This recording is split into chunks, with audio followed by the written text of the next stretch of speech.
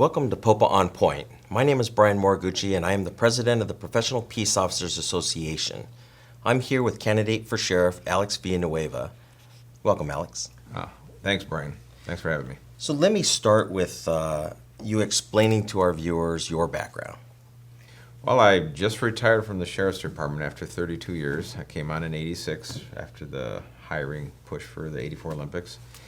And I spent my early years in custody, IRC, just like every deputy. Then I worked East LA Patrol. Then I was at the Academy for a few years, promoted to sergeant. Went to Lenox, Carson, the College Bureau. Then I returned to the Academy as a supervisor. I was there for a few years and promoted to lieutenant back in 2011. And then I worked at Central Regional Detention Facility for a few years. And then the last 4 years I was at Pico Station. And that's where I retired from just past February. And that was on the department. Off the department, I came from the military. I was active duty Air Force, then Army National Guard. And I taught at Cal State Long Beach for a few years. And so I've been involved in a lot of things outside of just the department itself. And also, as you're probably familiar with, my stints with organized labor too. Mm-hmm. Okay, so the comparison that everyone's going to make is that Jim McDonald was an assistant chief at LAPD, chief of Long Beach, now sheriff of LA County. What do you say to people who say he's got all this experience versus your experience, although extensive in the department, is not like a chief running a department or assistant chief in LAPD? What do you say to those people? Understandable, but I would say that all of that experience was for naught. We've seen 4 years of evidence that he cannot run the sheriff's department. The transition between police and sheriff is a very large one. It's an entirely different animal.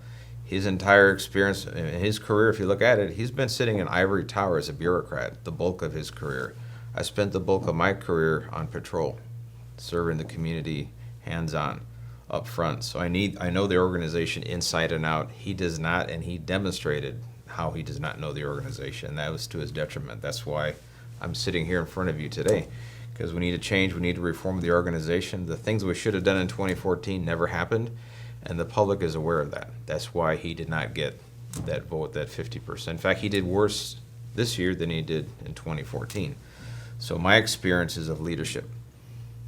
I was raised through the military system of leadership. I went through officer candidate school. I've been a leader in the labor movement. You know, I founded LASPA, and that's experience. That's executive experience, and my whole experience has been on how to lead, how to serve, how to recognize when things need to change and be willing to take those steps to change and to reform. And that's what we need today. We don't need another bureaucrat. I mean, the organization is chock full of bureaucrats. You look at Baca's resume, you look at Paul Tanaka's resume, they had all the stars and everything, but that did not matter whatsoever. It was about leadership. And this election in 2018 is about leadership. Let me ask you about the failures, because you were actually on the department while Jim McDonald was sheriff. So tell me what you believe were his failures in this term as sheriff. Well, the first thing he failed to do when he came on is do an honest assessment of the organization and see what went wrong in the past and to avoid repeating those mistakes. And the very first thing he did is blindsided himself to everything that happened in the past.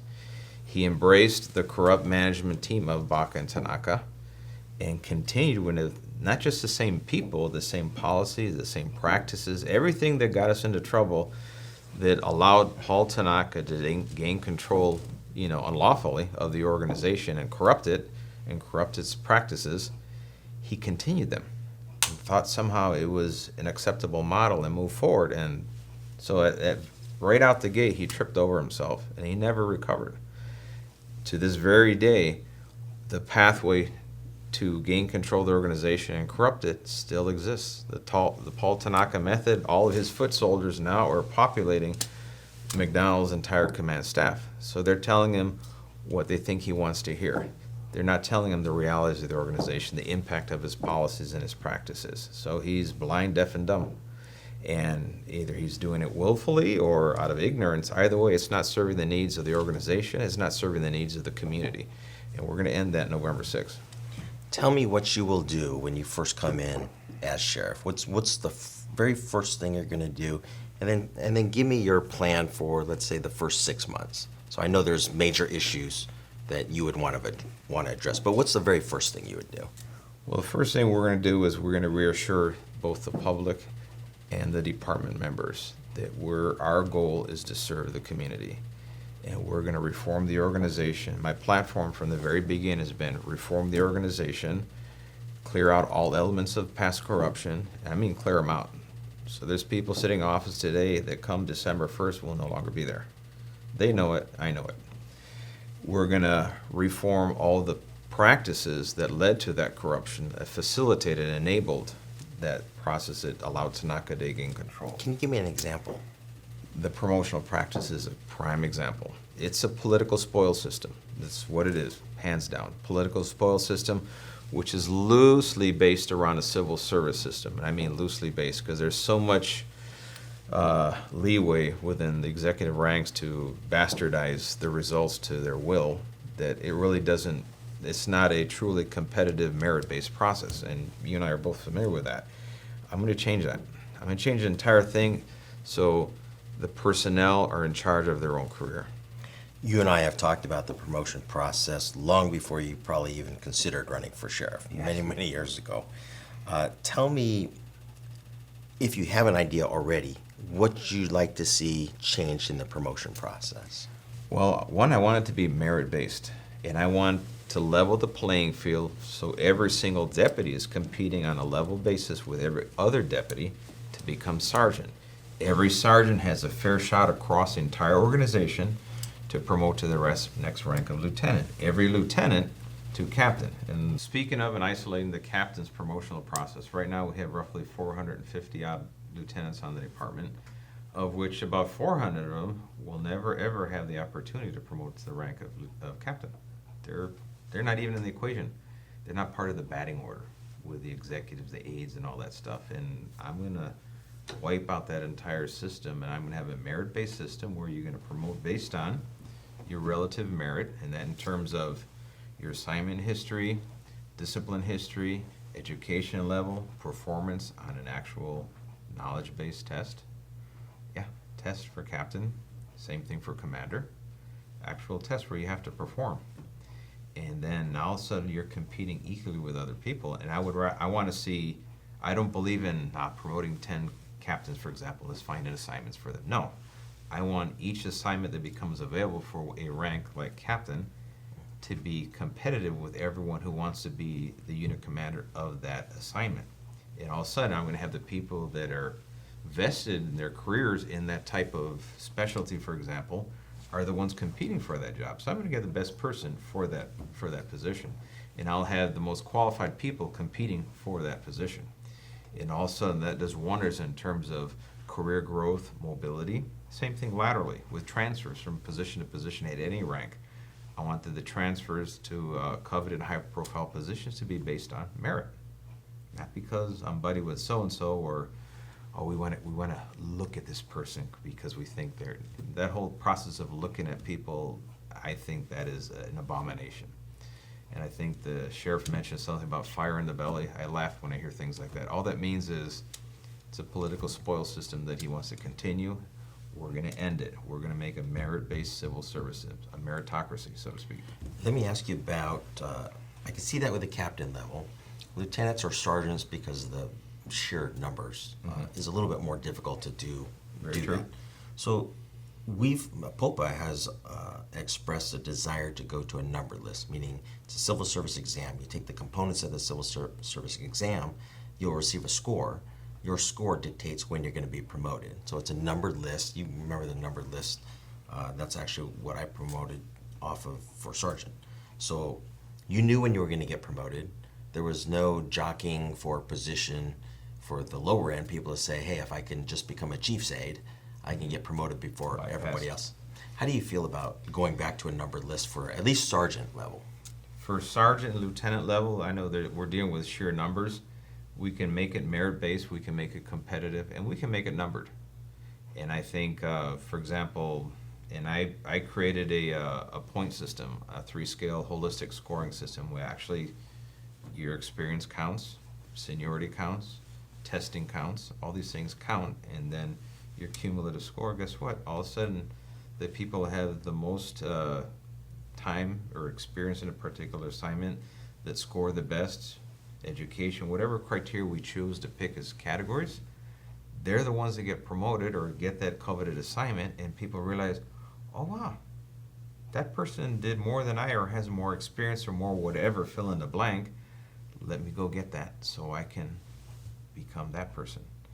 Now we're creating actually things that are worthy of repeating, and you're creating a pathway where people can follow, and that is an honorable pathway, instead of vying to become someone's aide and get on someone's coattails and all that stuff. No, it's a very clear, straightforward pathway that serves the individual, because they're going to grow as an employee, as a person, by expanding their knowledge base, by expanding their commitment to the organization, to serving the community.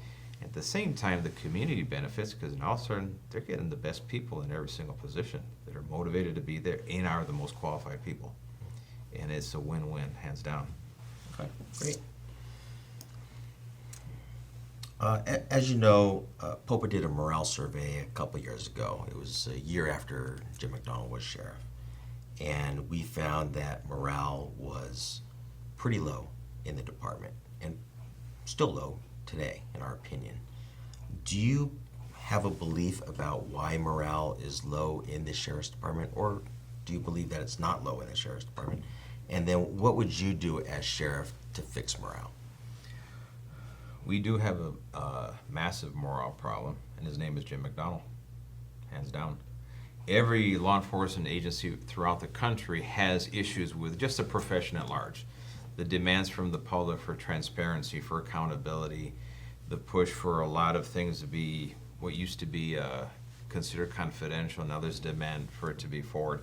It's creating a lot of pressure as a profession. A lot of the younger generations are kind of not too happy to join it, or we have issues with that attracting. However, every organization suffers that same problem, but we still have organizations that they're flowering, they're booming, they have very high morale, they have good recruitment numbers, they're attracting people, they're retaining people. We have the exact opposite. No one wants to come here. People want to leave as soon as they can, and his name is Jim McDonald. He is the problem of the morale of this department, personified. And as sheriff, one thing we can fix day one is he's no longer sheriff. That is just an incredible shot of adrenaline to the arm of the organization, because we're going to actually do the things that have been needed to be done for over 2 decades now, that have been crying out to change within the organization. We can make those changes, and I want to enlist the support of all the stakeholders throughout the community, the department, and all the different interest groups that have some vested interest in the operations that we do. I want to give them a seat at the table. And when they have a seat at the table, they're going to be involved in the decision making. They're going to be heard, and when they're heard, they're going to support the decisions that are made. They're going to have buy-in, and that increases the morale of the organization. Would you do that even on internal issues? So let's say the lieutenant's exam, for example, or sergeant's exam. Would you put a group together, including line level folks, to develop whatever the system's going to be, versus the traditional model, which is executives just dictating what it's going to be? I want the voice of sergeants, lieutenants, or whatever the process is, I want their voice to be heard. I want them to have a say in it. Our problem, our challenge is that we're so removed from normalcy when you compare to other organizations throughout the country and other professions, public, private sector. We're so far removed once considered normal that I don't think people really can grasp the enormity of what else other people are doing that's very successful. So I want to bring them into the fold. I want to expose them to all these other methods, and maybe we'll do a trial period. Hey, let's try this. What do you guys think about it? We'll put it into play and see what the results are. We'll get feedback from that. And here's an important thing. Whenever we initiate a policy or any type of practice that impacts our personnel, we have to ask for that feedback. Did it work? Did it serve its intended purpose? This whole burning bush mandates, well, it came from above and that's it. That's the way of the world. That's why we're stuck with crappy uniforms that are twice as heavy, don't serve any purpose. We got brass instead of silver, and we changed the lettering on our decals. Instead of fixing real things that needed to be fixed, we didn't do that. And there's so much we can do and we will do starting December 1st. So that all goes back to morale. When people realize, okay, the right people are leading the organization, they have the best interests of the community and of the organization at heart. It takes a sheriff who cares about each individual person on this department. McDonald views every member of the department as just a resource. It's just a number and can be disposed of, can be terminated without cause, and what's the saying? Oh, you get your job back on civil service. That's not leadership. That's why we have the moral problem that we have, and it is very fixable. Okay, let me shift into another area of concern, which is the recruitment, which really does kind of play into the morale issue. But what we've noticed in recruitment is that, we made a recommendation to create a task force, and Jim McDonald agreed. We had asked that we be in a leadership role in that, and we were denied that. So we were told we could participate in the task force, but we wouldn't be in a leadership role. So the folks who were in the leadership role were actually the folks who were having a problem with our current recruitment. So my opinion is they were very defensive about change. And to date, they've been in existence, the task force, since August, and we've seen very little changes. And in fact, the data shows that we lost 100 deputies more than we gained or hired last year, and we're another 100 down already 6 months into the first year. So we're losing ground, even though some of the people responsible for hiring feel pretty confident that things are moving in the right direction. I see them moving in the other direction. We have the Olympics coming up in Los Angeles as well. And then LAPD seems to be at full staff, is what I've been told. So what is it that you would do to fix this recruitment problem? Because it actually impacts overtime, health issues for our people. It impacts so much. What would you do to fix recruitment? Well, you're right that recruitment and morale, they go hand in hand. We have approximately 18,000 employees. That's probably a good 17,500 that are sitting on their hands, that are not recruiting their family, their friends. What we used to do in the past, we're just, because who in good conscience could recommend for someone they love and cherish to come into an organization that's in such, dysfunction and disrepair? No, it'd be inappropriate. That's why people are not doing it. So we're losing that many recruiters.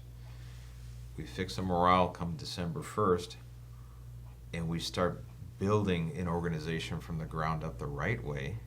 We're going to attract a lot of people. One, we're going to have people recruiting to come back into the fold, to come into the department. We're going to move to retain people. I left the department in relatively good health, of course, with my bumps and bruises and some serious things that, but I walked away, at least in more or less one piece. We're losing people now that barely make it to the 25-year mark, and they're out the door. I got word that at the personnel, the line was wrapped around the building, people turning in paperwork to retire. And they're not retiring like you and I came on. A 35-year career was considered average, normal. You got to 55 at least, you came on at 2021, so you were always in your 30s. 20s, unless there was an injury or something, no one ever left. But now it's considered normal. People get to the 25, they're gone. Do you think they are leaving because they're unhappy or because of health reasons? Most of them are leaving because they're unhappy. They realize their career has become a dead end in an organization that is not going anywhere, it's floundering, and we have to fix that. So we have to recruit and retain. Part of my platform is about raising standards. I want to raise standards within the organization, and I want to raise entry-level standards also.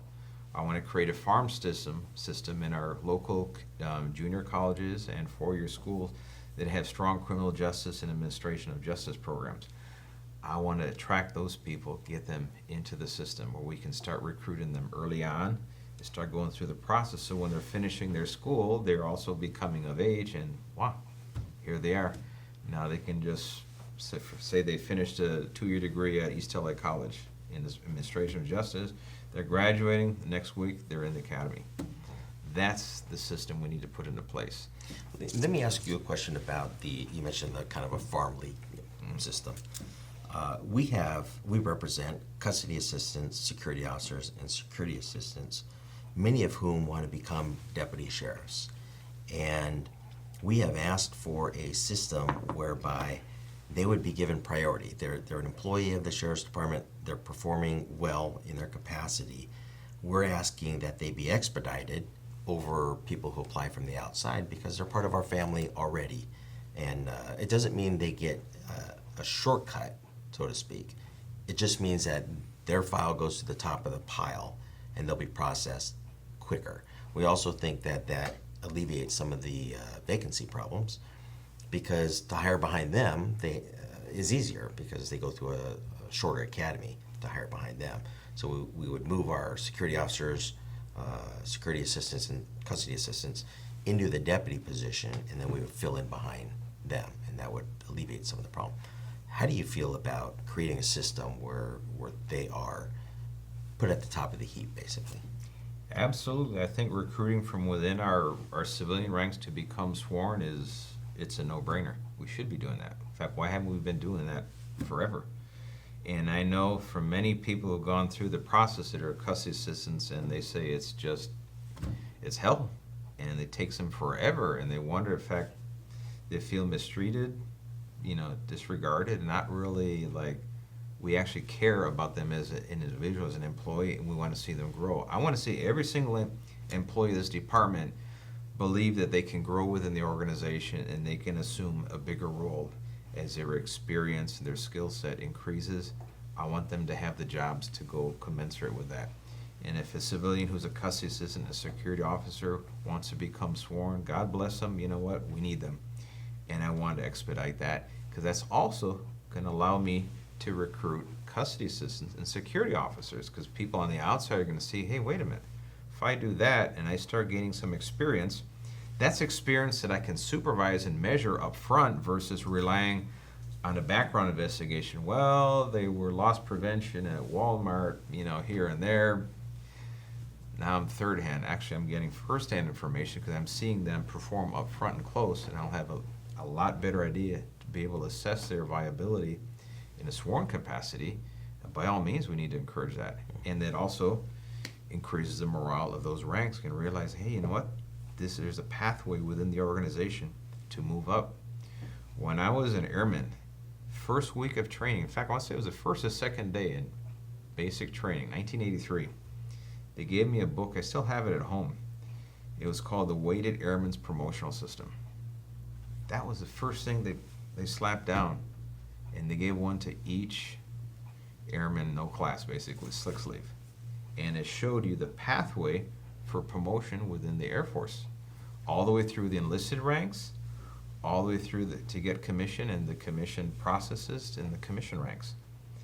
And what a powerful tool that told you this is how you advance within the organization, which meant each person had the message that you can be advanced within this organization and this is how you go about and do it. They're all treated the same. Enormously powerful tool. We need to do that on the department. Let me ask you about all being treated the same has always been a phrase that's bothered us because we have sworn and we have non-sworn. In this association, we represent both of them. Right. And we've always struggled with getting things for our non-sworn that the sworn seem to get. Yet our non-sworn are required to do more and more with less, and quite honestly, less respect given to them as well, not just less pay, which is a problem as well.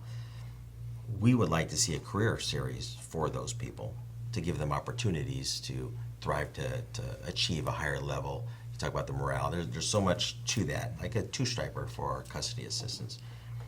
How do you feel about that? And then also, how do you feel about even separating custody completely and just creating a new path there, whether it's all sworn, or all non-sworn, or a mixture still, but just separating it out and saying this is our custody track?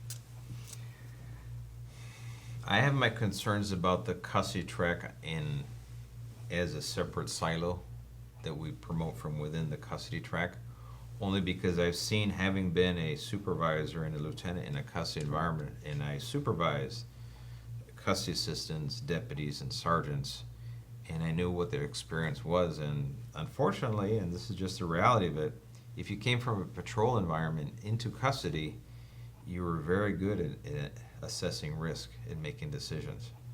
I mean, heads and shoulders. And unfortunately, there are deputies that were heads and shoulders ahead of supervisors that didn't have the experience, and it just showed. It was very plain as day that, yeah, there is a point in doing that.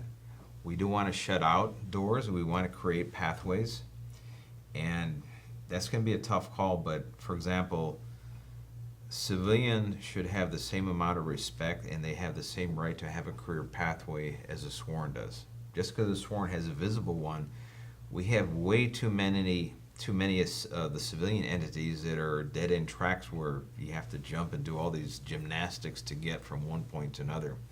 I know, like for example, you have the OAs 1, 2, and 3, and then you have the ASMs, and you have all these different things, and then you have the LETs on top. I would like to see a lot of that consolidated where, guess what, your operational part of the organization, and there's a career path forward for you.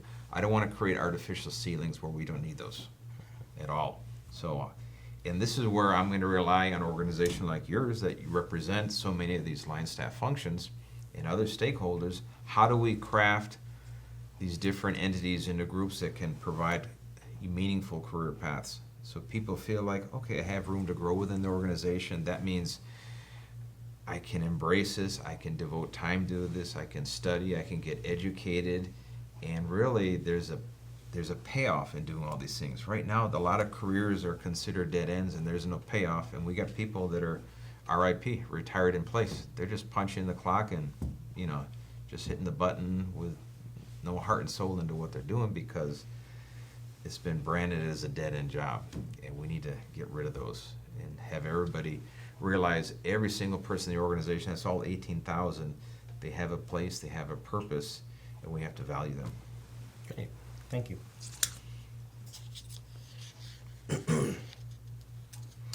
You talked a little bit about retention, and we always talk about recruitment, but we don't talk about retention, but you brought up people wanting to leave and punch a ticket and get out. What do you think about the drop program? As in the one that LAPD is doing? Yeah, with some changes, obviously. I think they had some flaws in that system as far as workers' comp and all that stuff. Yeah. But how would you feel about a system where an employee who is at the end of their career can do similar to what they have, continue to work and make some extra money while still saving the county money because they don't have to pay benefits anymore, that portion, which is about 60%, I think, of a salary now. But maybe with some changes from LAPDs, like you cannot go off on a workers' comp injury and still be participating in that program. Once you go off on a workers' comp, you are done. Right. With some changes that allow for that or guard against that, I think we're going to have to do that. We're going to be forced. Remember, we had a hiring freeze from 1992 to 1994. That 2-year gap is coming to roost now because the 92 people in 2022 at the 30-year mark, which meant the very first wave of that are that's 28. So right now, between 26 and 28 years old, I don't have anybody on the department that's sworn. So as our generation is retiring, there's a huge gap where there's nobody. And we might have to fill that gap with that drop program. Of course, we got to make sure it's fiscally responsible because I don't want to be socking the taxpayer with any boondoggle like LAPD did. I mean, that was embarrassing. Yeah, and I would agree. Let me talk about your union involvement. Okay. You started a union, LASPA, right? I don't know if there were others involved, but we know that you had been involved in starting that union. And obviously, we are a competing union, as is ALADS, a competing union. How do you see the three unions working together, or what do you see needs to be done differently as far as the unions that would represent the employees of the Sheriff's Department? When I founded LASPA in 1999, we were in essence kicked out of ALADS and left without a union. So it became just survival. Okay, we're going to have to somehow get our act together and have some type of employee representation. And we were able to do that. We put together an organization that was able to represent individual employees, and it was, in fact, still is pretty successful at that model. In 2001, when I left the organization, I realized that LAPD's model, which is just one, the LAPD, the Police Protective League, represents the entire organization. And we have ALAS and POPA. Now, you guys split ways in the 70s, right? And I always thought that from a strategic standpoint, from organized labor, when you split the organization, divide and conquer, it's a mixed message. And we lose a little bit of influence in terms of the board of supervisors. I think now we've come full circle. Now, a lot of the reforms that we were pushing in 1999 in terms of transparency and accountability, actually, ALAS has embraced them. We've seen the exodus of Dick Cheney, for example. So they're making changes to the organization. POPA's changes, I haven't been tracking them as closely as ALAS because they were more what the last but target was. But I like to see all three come together. Now that we have the Janus decision, it's kind of made it a necessity where you're going to have to really serve the best interests of your membership or you just won't exist. It's going to be survival of the fittest. And I think LASPA is always going to serve a function as in case of emergency, there's an organization up and running that can handle it in case either ALAS or POPA, something happens catastrophic, lawsuit-wise, or maybe all the members walk away or something. They probably serve a function to this day that they're still there, that they can actually take the ball and run in that case. And then it serves you guys and ALAD's motivation to realize you're not the only game in town, so it keeps you honest. And I think that is actually a good purpose. And at some point, once we know the full effects of the Janus decision, there'll be a new equilibrium of some kind, and hopefully it's one where you guys serve your membership to the best of your abilities, and your membership will flourish. The same thing with ALAS, and probably LASPA might end up become people want to be in two organizations instead of one, and it won't be a financial difficulty like it is now. So there's a lot of room for growth there. We've POPA in particular, our focus has always been on the service side, and the Janus decision, having ALADS and LASPA, just reinforces that we have to provide the best services, and that's how it's competition basically. So we're not too concerned about competing because we've always had that model about service first and focus on the service. And we're not perfect. We make mistakes at times, but we try our best to provide services.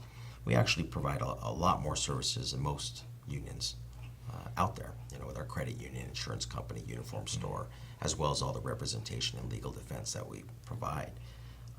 I guess the concern would be because you found in LASPA that if you were to become sheriff, that ALADS and POPA would then become a second, farm team, basically. No. I fully believe in collective bargaining and the right to representation, and I'm not going to do any involvement with any union. I'll keep you guys at a very healthy arm's distance. You guys decide your future.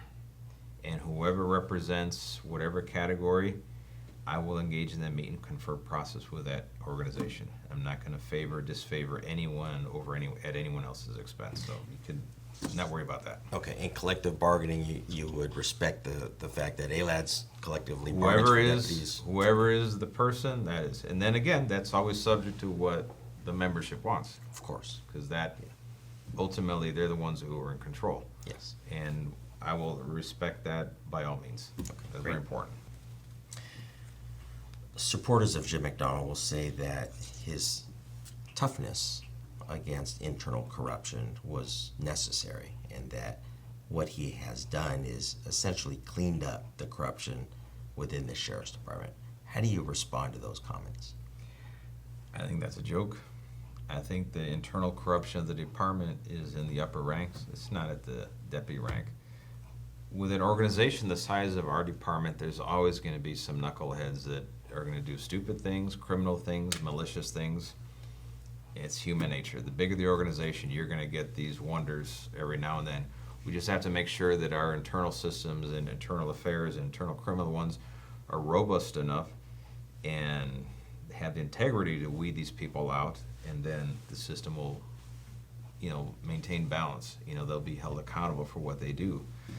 But claiming somehow that he resolves internal corruption by chopping off the heads of every deputy he can find at the bottom rank, that did nothing. I had we had an assistant sheriff driving around in a 29 Victor. Stolen car. Yeah, and right, stolen car. And I could ask 10 people on the street, if you get caught in a stolen car, what are your odds that you're not going to be charged with receiving stolen property? All 10 will say, yeah, I'm going to be good for it. But somehow, this guy walked away unscathed. Not only did he walk away unscathed, the documentation that would have been required to be able to prosecute him walked away. And the people that were involved with safeguarding all this, you know, they were never held accountable. And that is internal corruption. And that he just circled the wagons and said, nothing's going on here. That's not fixing a problem.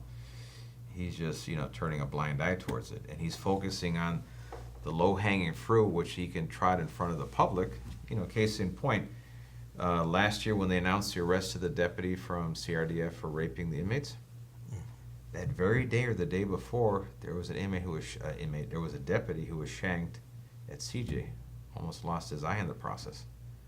No mention of that. But he trots out, oh, we arrested this deputy for rape. What was the point of that? You know, that means that he's just using these things for political fodder, for a PR campaign.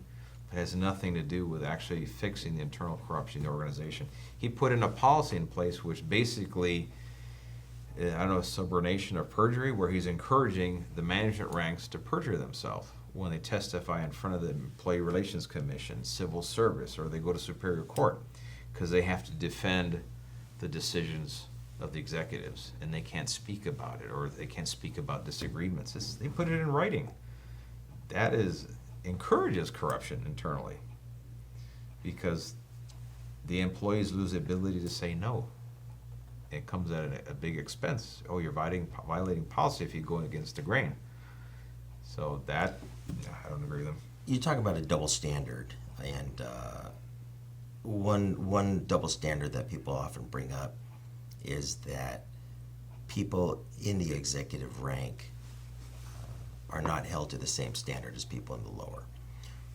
For example, on the promotion side, there's been stories, public stories, about people with some discipline or questionable conduct in their past that are being promoted to executive levels.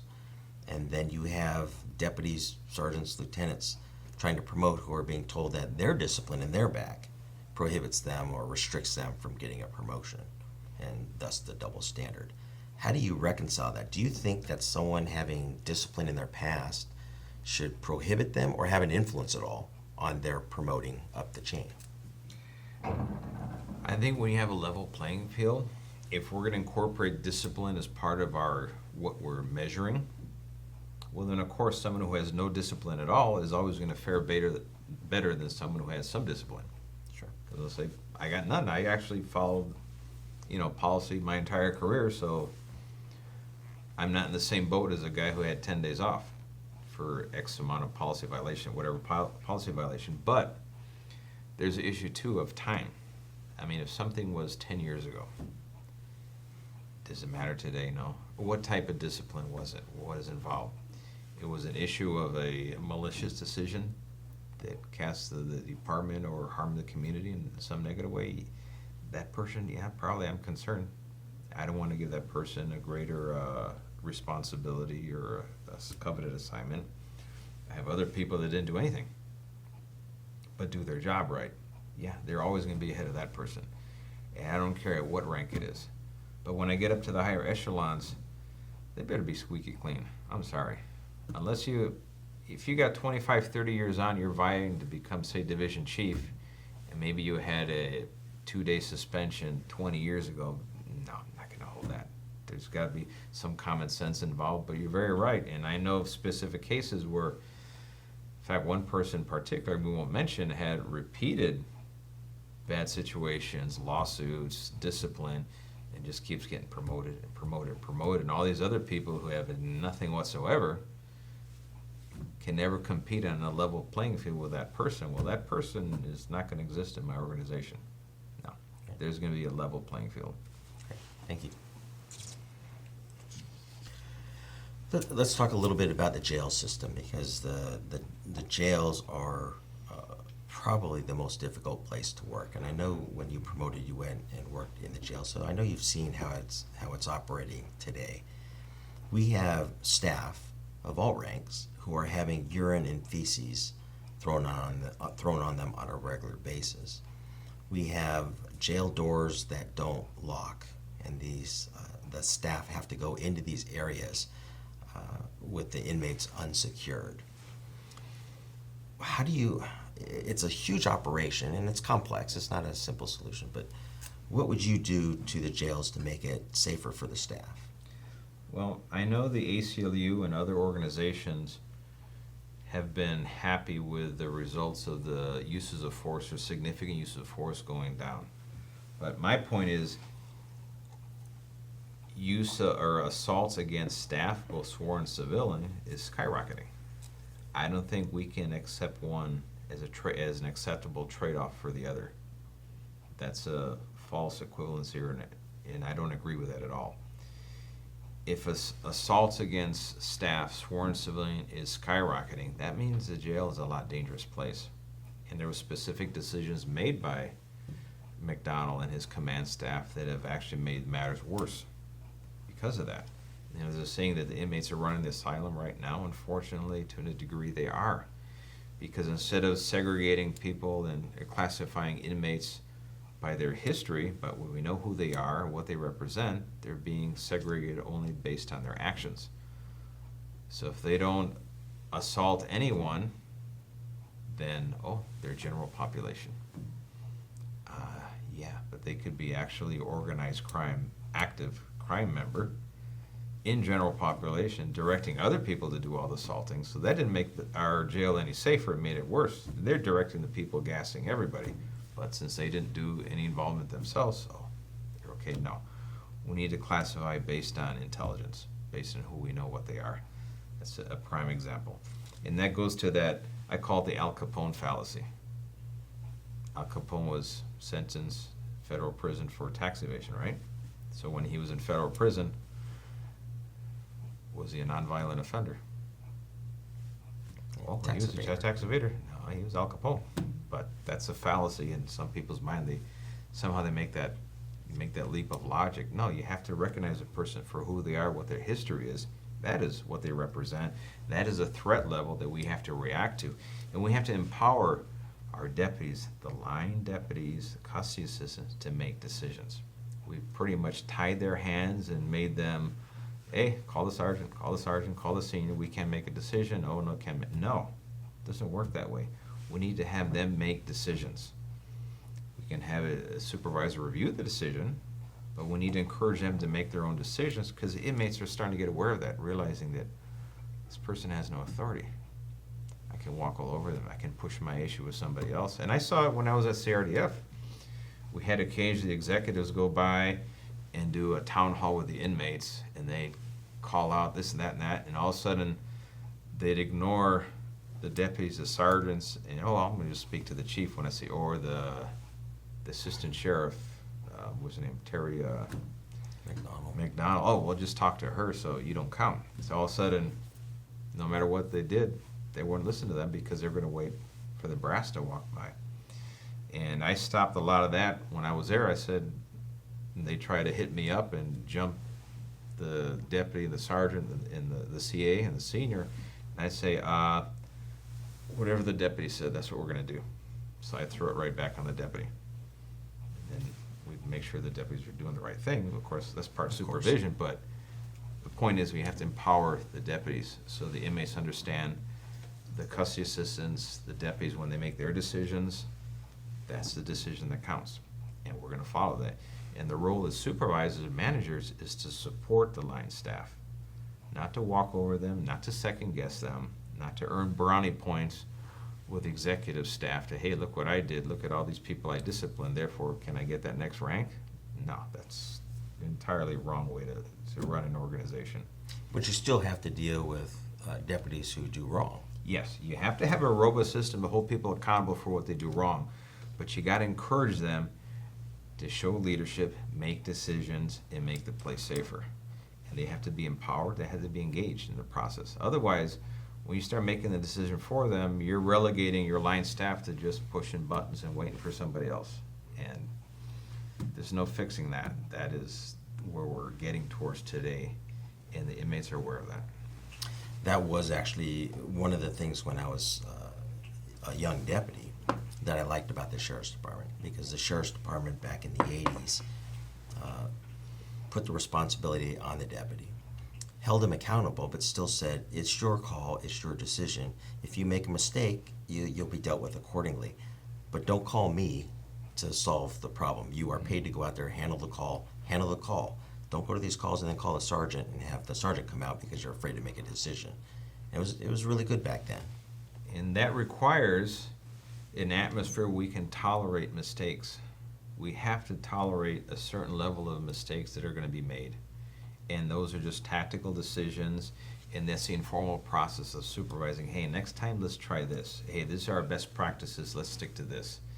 And the employee learns from these things, and their bag of tricks gets bigger and bigger, and they become wiser, and it's a win-win for everybody. But when we start restricting the decisions they make, narrowing down their authority and the scope of the decisions they can make, guess what?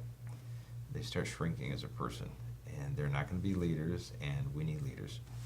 Okay.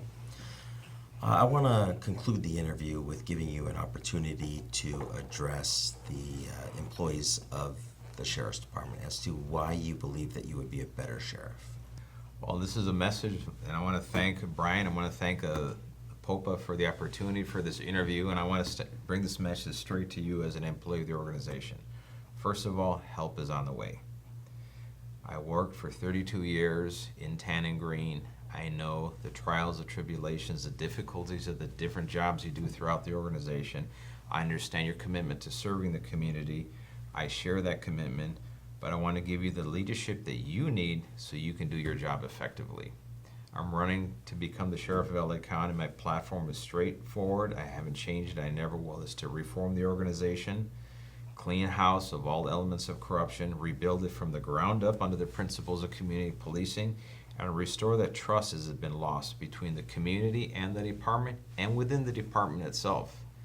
I want to put you in charge of your destiny within the organization. I value each and every one of you, and as sheriff, I'm going to ensure you have everything you need to do your job. I'm going to work for you, not the other way around. And that's why I'm running to become Sheriff of LA County, and I'm asking your support in 2018. Thank you. Thanks, Alice, for joining me today, and I appreciate all your candid responses. Well, thank you, Brian. Okay.